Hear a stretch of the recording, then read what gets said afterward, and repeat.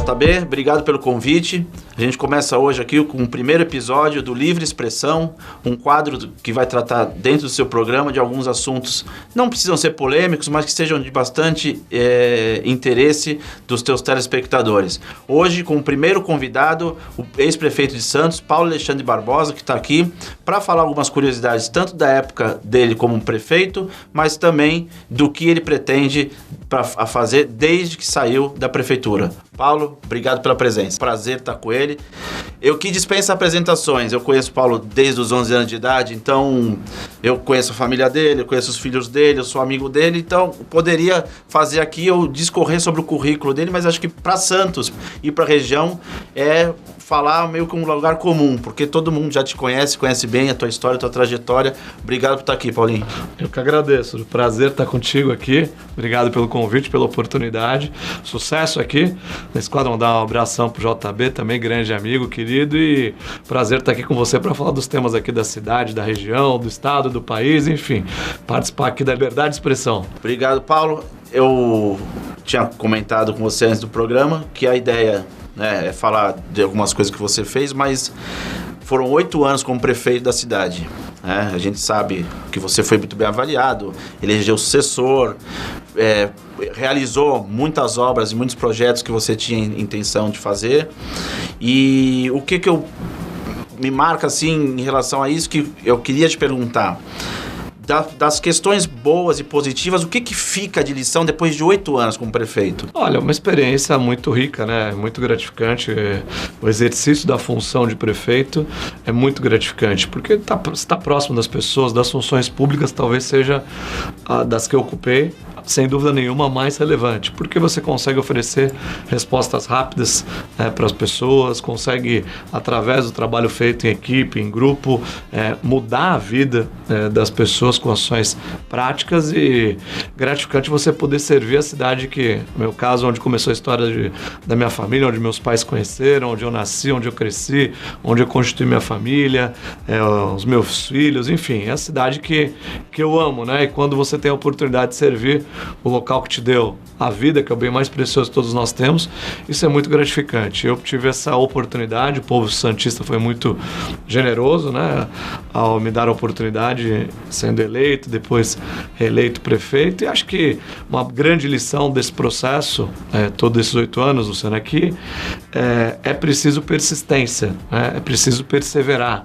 na administração pública, assim como na vida, mas acho que ainda mais na administração pública, a burocracia, né? Os desafios diários, você tem que promover lutas diárias para fazer entregas que são importantes para a população. Persistir por quê? Porque muitas vezes os obstáculos, essa burocracia, impedem você de seguir, acabam desestimulando. Então, perseverar, né, sem dúvida alguma, é uma grande lição que eu levo comigo desses 8 anos, que diria que é indispensável e imprescindível para que você possa transformar sonhos em realidade, sair das boas ideias e ir para as grandes concretizações. E você sempre fez que não tem prato pronto, né? Que tem muito que se fazer, é trabalho. Você acha, se pudesse enumerar alguma coisa que faltou, ou que você queria fazer e não deu tempo, e por não ter dado tempo, que solução você tem para isso? Olha, Luciano, faltou muita coisa, né? Porque isso que é a beleza, né? Como é da vida, né? A gente está sempre aprendendo todos os dias, ninguém é completo. Uma cidade é um ser humano em constante evolução. Faço muito essa comparação, onde você tem que aprender, onde você tem que avançar todos os dias. A cidade tem enormes desafios, a gente conseguiu avançar na nova entrada da cidade, a nova ponta da praia, mas falta o centro, né? Por exemplo, acho que o centro é o grande desafio da cidade. Nós deixamos uma estruturação de legislação pronta, com a nova lei de uso e ocupação do solo, com a revisão da lei do Alegra Centro, com reforma da nova rodoviária, o projeto pronto recurso para o mercado municipal, as obras em andamento do VLT 2, que é o VLT que vai fazer a conexão com a região central da cidade, que vai mudar a cara do centro.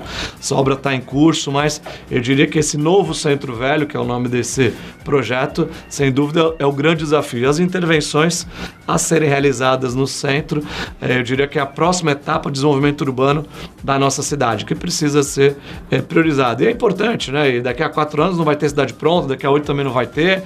A gente sempre vai precisar evoluir. Esse pensamento, essa dinâmica é necessária para o gestor público, porque só assim que a cidade consegue avançar. Imagine que a gente tenha uma cidade pronta, qual que vai ser o estímulo, né, de quem está à frente. E Santos, acho que avança muito, Luciano, muito menos pelos seus gestores, pelos prefeitos que passaram, e muito mais pela população, pelo perfil, né, que não deixa ninguém que está sentado na cadeira se acomodar. Cobra diariamente, cobra incisivamente. Santista é apaixonado. Ele pode falar mal da cidade, aliás, agora os outros jamais, né? E isso é muito bacana. Então acho que com esse nível de cobrança, de participação, de consciência coletiva, é o que impulsiona a cidade para superar cada um dos seus desafios. Isso eu concordo contigo, acho que tem esse lado, essa sensação mesmo claro, não tem prato pronto, tem que trabalhar e não vai ter nunca uma cidade pronta, mas essa sensação, às vezes um gostinho de poder fazer mais, te deixa tranquilo, né, com o que vem pela frente, com o teu sucessor, o prefeito Rogério Santos, que a gente conhece bem, trabalhei com o Rogério também, e lá na frente ainda faltar alguma coisa ou não, isso é uma coisa que deixa rolar, deixa acontecer e não é uma preocupação tua para agora. Eu acho que a vida, ensina a gente diariamente, né? Essa pandemia, por exemplo, promoveu ensinamentos importantes. Primeiro que não adianta você fazer planos, né, para muito tempo, né? Então você tem que se preocupar com o dia seguinte, né? Cada coisa no seu tempo. Eu acho que eu fiquei muito feliz com a contribuição que eu pude dar para a cidade, né? E muito gratificante ter esse reconhecimento da população, né? Nas minhas eleições, na saída. Eu fico muito feliz com isso. E eu tenho 42 anos, né? Então, obviamente que eu tenho aí uma sequência, tenho que pensar no futuro, e se eu puder servir a população, continuar servindo a população de Santos e da Baixada Santista, o meu nome vai estar sempre à disposição. Isso é bom, Paulo. E você mencionou a pandemia, e era uma coisa que eu queria falar. A gente tem as questões, né, das realizações, das obras, das entregas, né? Mas durante esses 8 anos aconteceram situações da própria pandemia, que foi a mais recente. A gente teve tragédia como um acidente com o candidato a presidente Eduardo Campos, a gente teve tragédia de deslizamento no morro, a gente teve algumas questões, até no primeiro carnaval que teve um problema, teve um incêndio, teve uma pessoa faleceu, o incêndio da Ultracargo, e isso ninguém espera, né? São situações que acontecem como acidentes, com força maior, que não é algo esperado nem planejado, mas você lidou muito bem, pelo menos eu estava perto e pude acompanhar muito bem com essas situações. Então eu queria que você falasse um pouco desses, vamos fazer um apanhado dessas situações, desse período, e dizer o que você tirou não digo nem de lição, mas porque não tem sensação de dever cumprido depois que se passa por situações como essa. Mas qual é a sensação do durante e o depois, quando enfrenta essas situações mais trágicas? Olha, Luciano, acho que a gente, sem dúvida alguma, não espera essas situações, né? Ninguém torce para que aconteça, ninguém espera que aconteça, mas quando você assume o desafio de fazer a gestão de uma cidade, colocar o seu nome e ser prefeito de uma cidade, você tem que estar preparado para tudo, inclusive para situações como essa, né, que nós enfrentamos, né? E é importante ter esse preparo técnico, você se preparar, preparo emocional, todo tipo de preparo para fazer esses enfrentamentos. Eu procurei, ao longo da minha vida, me preparar para enfrentar esse tipo de situação. Acho que ninguém sabe tudo, né? Não adianta falar, olha, não tem receita pronta, mas na medida que as coisas aconteceram, nós fizemos o enfrentamento da forma que tinha que ser feito, né? A gente teve situações, como você falou, a pandemia foi um grande aprendizado, a gente não sabia exatamente como as coisas iriam se desenvolver, né? Logo no início da pandemia foi o momento mais difícil, porque a gente não tinha a perspectiva da vacina, não tinha uma luz no fim do túnel, né? De saber, olha, qual vai ser a cura.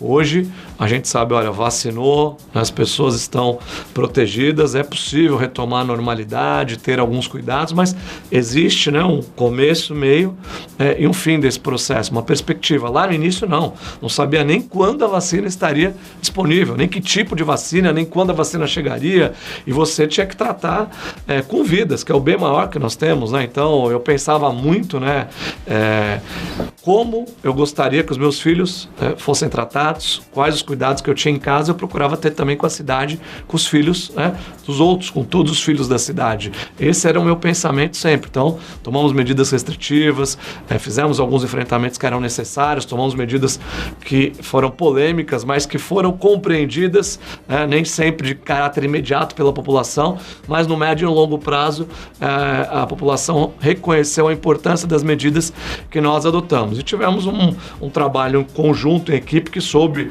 acolher, soube dar a mão, né, nesses momentos de crise, quando as pessoas, especialmente as que mais precisam, tem que ter a mão do poder público, o poder público tem que se fazer presente, tem que ter uma ação imediata, e foi isso que a gente buscou fazer durante esse período da pandemia. Santos foi reconhecida, aqui não faltou leito para ninguém, não faltou medicamento para ninguém, as pessoas foram atendidas, infelizmente perdemos vidas, como perderam em todos os lugares, né? O ideal é que não perdesse ninguém, mas infelizmente perdemos vidas, mas tivemos um trabalho reconhecido pela eficiência, assim como foram os outros enfrentamentos que nós fizemos. Acho que quem se propõe a exercer a função de prefeito tem que estar preparado para tudo, né? Prefeito, eu digo que é 24 horas no ar, você não pode dizer, no sábado, domingo eu não sou prefeito, no feriado eu sou prefeito, não dá para escolher o dia, você tem um casamento com a cidade, né? Durante esse período. E tem que ter preparo, porque na vida pessoal as pessoas têm problemas, né? Todos nós temos problemas, né? Num dia tem um problema, num mês tem um problema, no outro ano tem um problema, e a cidade é assim, da mesma forma, né? A cidade tem também problemas, tem desafios, você tem que ter essa dedicação e o comprometimento para superar cada um deles. O que ficou de lição, Luciano, eu te diria, sempre quando as pessoas me ligavam, o secretário falou, temos um problema grave. A primeira pergunta que eu fazia é a seguinte: perdemos alguma vida? Porque a vida é o maior, não perdemos, então tudo bem, continua. Então vamos resolver. Olha, perdemos, então é um problema realmente muito grave, porque a vida é o bem maior que todos nós temos, e a gente procurou cuidar de todos os santistas, procurou cuidar da cidade da melhor forma. Não, e você falou do trabalho em equipe, e disso de perguntar mesmo se teve perda de vidas, se não teve, vamos trabalhar. Eu dou exemplo da Ultracargo. Eu estava na prefeitura, eu estava no Parque Tecnológico, não era mais do meio ambiente, e eu lembro uma vez, eu te liguei para discutir algumas questões ambientais por conta do incêndio. E isso é importante falar, porque isso é um gestor que dá a confiança e a palavra para aquilo que ele acredita, né? E aquelas pessoas que trabalham para ele, e é o trabalho em equipe. Eu lembro que você me chamou para uma reunião com várias pessoas que estavam no gabinete de crise para eu falar aquilo que a gente tinha conversado.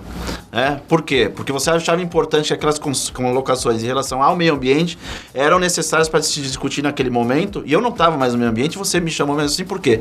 Porque o que eu falei fez sentido, e você, como um bom gestor, acreditou naquilo e levou. E eu tenho essa satisfação de poder lembrar dessa situação, não por conta do incêndio, mas pela relação dentro da administração, da gestão, de poder ver isso. E você faz muito isso. Não só fez comigo, mas com outros secretários e com outros membros da administração. Você dá essa liberdade, vamos dizer assim, de trabalhar. Não é isso? Acho que isso é muito importante, Luciano. A gente tem que ter a visão, não na teoria, mas sim na prática, de que ninguém faz nada sozinho, né? O trabalho é time. E você, é importante ter a capacidade de fazer o gerenciamento da administração, mas sobretudo de saber lidar com as pessoas também. E as pessoas têm opiniões divergentes, as pessoas pensam diferente, e é importante você, como gestor, saber fazer a mediação, ouvir as opiniões, né? Às vezes um pensa A, outro pensa B, opiniões conflitantes, você saber administrar os conflitos de interesse, os conflitos de posicionamento, é também uma habilidade que a gente acaba desenvolvendo, porque recorrentemente você lida com secretários, com lideranças, invariavelmente as pessoas pensam de forma diferente. E a palavra final, eu sempre procurei ouvir muito, sempre procurei ouvir a todos, você sabe disso, né? Mas nunca abrindo mão de tomar a decisão final, de dar a palavra final, porque também tinha consciência de que a população me escolheu para isso, né? Então eu sabia que tinha que ouvir muito, tinha que discutir muito, mas tinha que decidir e nunca abrir mão de tomar as decisões que eu achava que eram as mais importantes para a cidade. JB, a conversa aqui com o Paulo Alexandre estava tão boa que a gente vai precisar de mais um episódio do nosso Livre Expressão para dar sequência nessa entrevista, e eu conto com você e com todos os telespectadores para esse próximo episódio. Obrigado e um abraço.